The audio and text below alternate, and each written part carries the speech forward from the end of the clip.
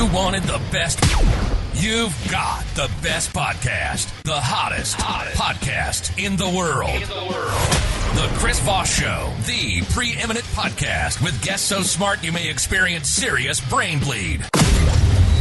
Get ready. Strap yourself in. Keep your hands, arms, and legs inside the vehicle at all times, because you're about to go on a monster education roller coaster with your brain. Now, here's your host, Chris Voss.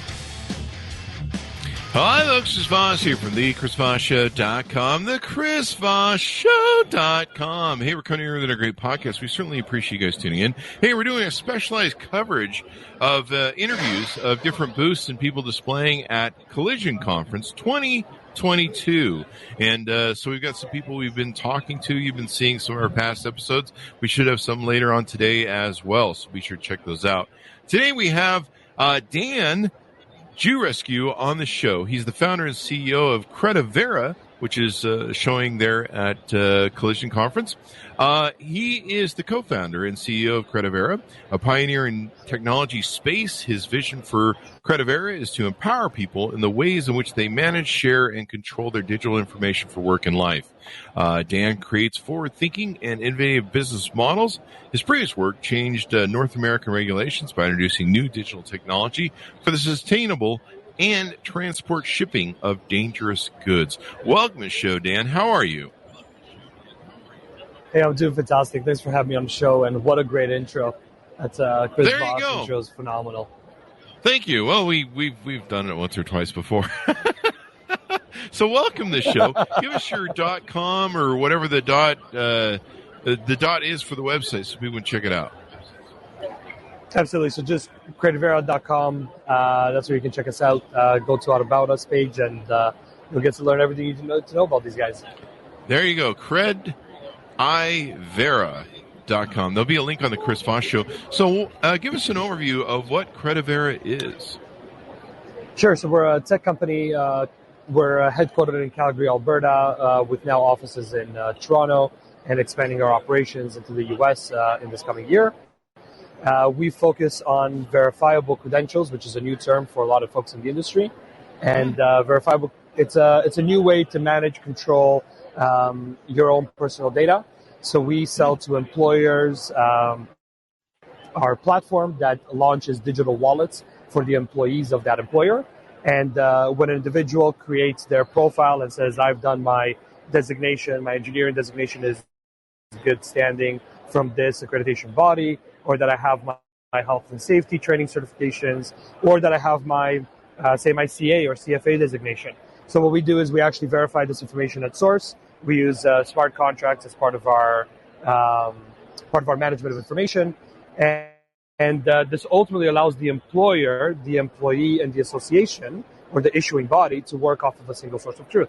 So if somebody says, I've got a PN and I'm still in good standing today, the employer knows that, the association says that, and we're basically changing the game by allowing associations to, for the first time, actually own the status of a credential. So if somebody doesn't pay their dues, if somebody doesn't do their, say, 30 hours of continuous learning, they can actually go in and suspend the status of that credential. It will automatically update into the person's wallet, and the wallet will then update everywhere the person's ever shared it. So you shared it on LinkedIn, you shared it in somebody's, say, Workday, HRIS system, it will automatically notify all bodies of that change. So nobody will ever show up to work not qualified, certified, and competent to do that job.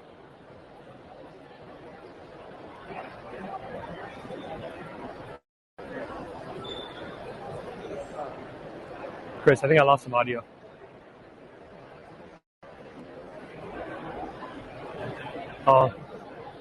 Sorry, Chris. No, we're good. I'm sorry, man. I muted my mic so we could get a good feed from you. So I can't lie about. Okay, there we go. I'm back on. There you go. So I can't lie about my certifications anymore. I can't tell people I'm certified in gynecology anymore or Windows 95.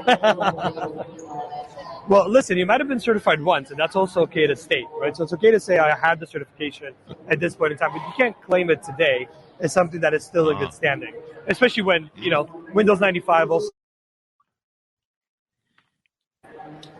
Wait, Windows 95 ended? What? I'm still running it on my computer now, actually. But so this is pretty interesting. I know real estate agents have to do like annual certifications. They have to do annual ethics tests, and sometimes I think every 2 years you have to do something as well. So this might fit into what they do too as well. 100%. So this is actually the applicability is incredibly broad. So you can go anywhere from, like our space, we differentiate ourselves by working a lot in what we call a high-risk profile workforce, where people have 10, 15, 20 certifications. But we actually are starting to talk to the real estate industry, financial industries, to make sure that people that say, I can broker this deal, or that I can make this trade, or I can actually access a specific room, like say a data center room, you can do that by using our digital credential wallet. So we've partnered with Microsoft in a few different ways. We're working with them as a digital identity provider, where we're now adding on top of the authenticator the ability for people to actually scan in into a room fundamentally to say, I can be in this data center to do this job because of the accreditations I have. But for the real estate groups, 100% massive change when now as the consumer, I get to see, because the real estate agent has control over the data, they can share with me the relevant information that I need to know that, one, they're a true brokered real estate agent. Two, they've actually done a bunch of deals that have been successful and their clients complimented them on those deals. But three, they're an individual that's actually still in good standing, whether it's with their ethics courses, whether it's with their continuous learning, or whether they actually still even have a license to operate. So now all of this can be verifiable directly through our engine. And is it built on the blockchain?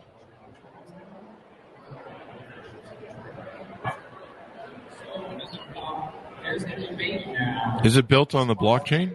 Yeah, so we're actually using permission blockchain as part of our foundation. Yeah, so we use permission blockchain under our architecture. So we use Hyperledger Fabric as our framework. And so therefore, there's no concurrency involvement, which is fantastic. But it allows all the parties to work off of a single source of truth. Absolutely. Nice.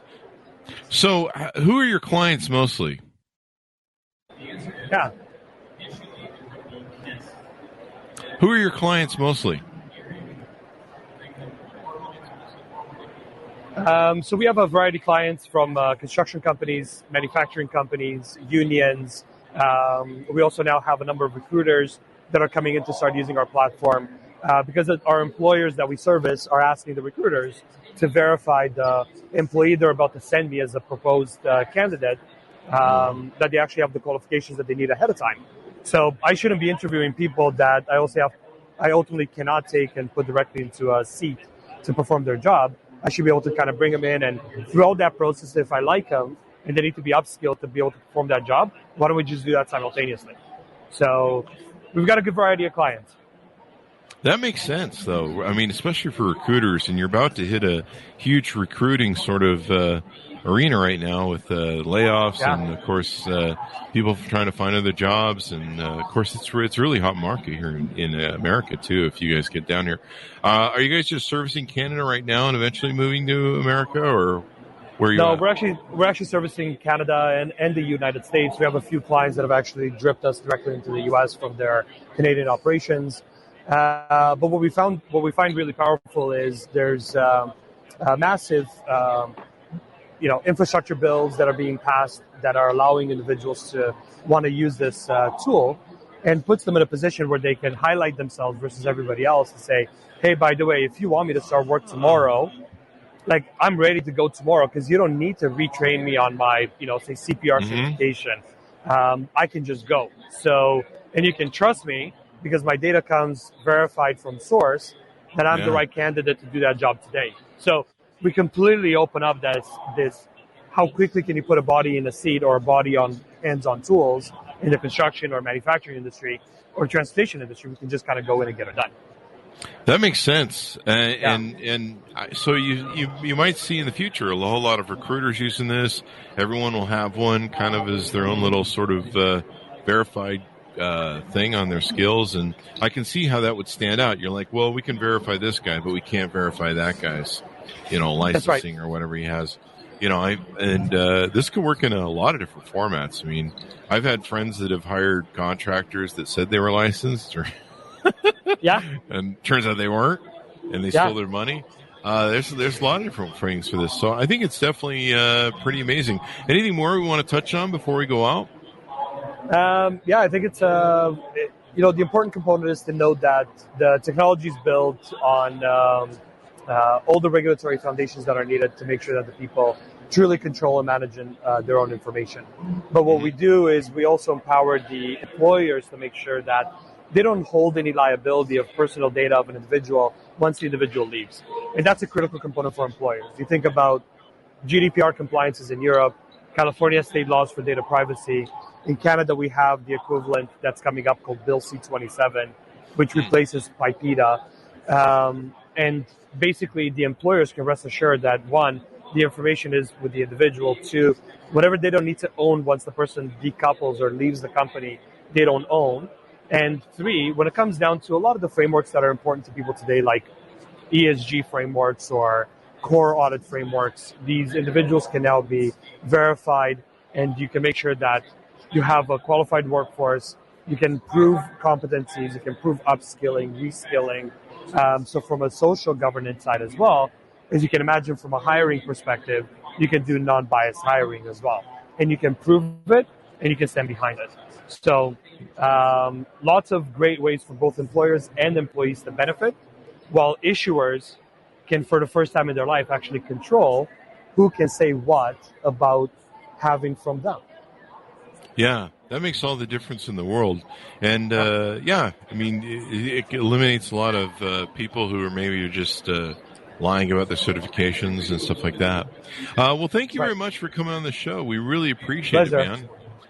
Give us your .com so that people can look it up here on the internet, Dan. Absolutely. So if you head to Credivera.com, we can find all information about us, our company, our history, and the 25 awesome people that are part of this amazing journey. Sounds good. Thanks for coming on, and continue to have a great show, man. Perfect. Thanks a lot. Appreciate the time. Thank you, and thanks, my audience, for tuning in. Be sure to check us all out in our future coverage the next day or so on Collision Conference 2022. Thanks for tuning in.